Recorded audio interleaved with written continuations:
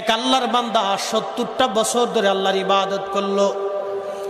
70 বছর ধরে ইবাদত করতে করতে করতে করতে একটানা 70 বছর পর্যন্ত ইবাদত করে আল্লাহর বান্দা ইবাদতে কাটাইলো।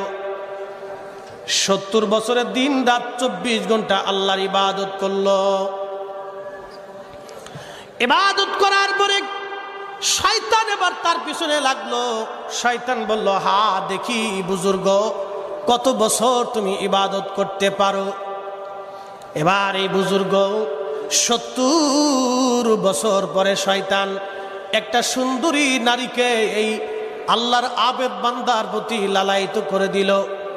এই যুবতী, এই সুরুষী নারী, এই বেপর্দা বেহায়া নারী ওই আল্লাহর অলির সঙ্গে, ওই আবেদের সঙ্গে একসাথে ওই আবেদের মন আশা হয়ে গেল। একটানা 7 দিন পর্যন্ত তারা জানা করল। 7 দিন পর্যন্ত জানা করার পরে ওই আবেদের অন্তর চোখ খুলে গেল। এরপরে শুধু তওবার ইস্তেগফার আর কান্নাকাটি করতে লাগলো, আল্লাহ আমি ভুল করে ফেলছি গো মাওলা, আমার জীবনে অনেক বড় ভুল হয়ে গেছে আল্লাহ, আমি জানা করে ফেলছি।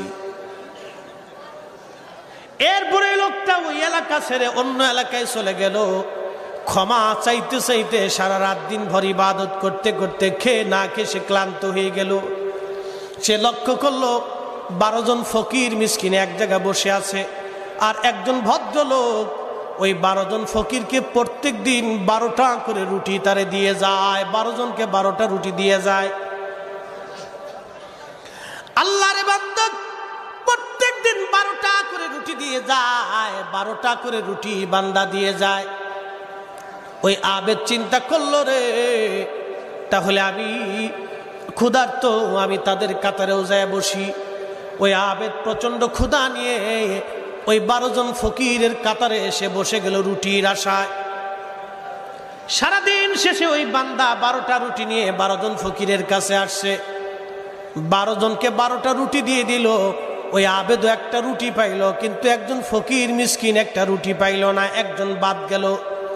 ওই মিসকিন ডাক দেব, আল্লাহর বান্দা তুমি প্রত্যেক দিন 12টা করে রুটি দিয়ে যাও, আজকে আমারে রুটি দিলে না, কারণ কি? আমি রুটি পাইলাম না, কারণ কি? ওই লোক বলল, আমি তো 12টাই রুটি দিছি, তোমাদেরকে 12টা রুটি দিলাম, তাহলে তোমাদের মধ্যে কেউ একটা রুটি চুরি করছে। যেহেতু একটা রুটি চুরি হয়ে গেছে, আগামীকাল থেকে আমি আর তোমাদেরকে রুটি দেব না। তখন আবেদের অন্তরে বড় মায়া লাগলো, হারে আমার কারণে একজন ফকির একটা রুটি পাবে না, তা হয় না। ওনার প্রাপ্য যে রুটিটা উনি পাইছিলেন একটা রুটি, বড় মায়া লাগার কারণে ফকিরকে তিনি দান করে দিলেন। যাও, তোমাকে এই রুটিটা আমি আমার পক্ষ থেকে দিয়ে দিলাম। ক্ষুধার অবস্থায় ওই লোকটা ওই অবস্থায় মারা গেল। আব্দুল্লাহ ইবনে মাসউদ রাদিয়াল্লাহু আনহু বলেন, আল্লাহ পাক তার নেক এবং গুনাহ তার আমলগুলি ওজন দিতে লাগলেন। 70 বছরের নেক এক পাল্লায় দিল, আর 7 দিনের জেনার গুনাহ এক পাল্লায় দেওয়ার পরে দেখা গেল, রে 7 দিনের জেনার গুনাহগুলি 70 বছর ইবাদতের চাইতে বেশি ভারী হয়ে গেছে। 70 বছরের আমলগুলি 7 দিনের গুনার কারণে গুনার পাল্লা ভারী হয়ে গেল, নেকির পাল্লা হালকা হয়ে গেল। আল্লাহ পাক আবার বলেন, ফেরেশতারা রে, তোমরা ওই বান্দাকে যে রুটি দিছিলে, এই রুটির পাল্লাটা এক পাশে দাও। রুটির পাল্লা আর এক পাশে দেওয়ার পরে 7 দিনের গুনাহ আর এক পাল্লায় দেওয়ার পরে দেখা গেল রুটির পাল্লার ওই যে সাদকা একজন ফকিরকে একটা রুটি দিয়ে দিছিল আবেদ বান্দা, নিজে না খাইয়া আরেকজনকে খাবার দিল। ওই নেকটা ওই 7 দিনের গুনার চাইতে বেশি ওজন আল্লাহ বানাই দিয়েছে।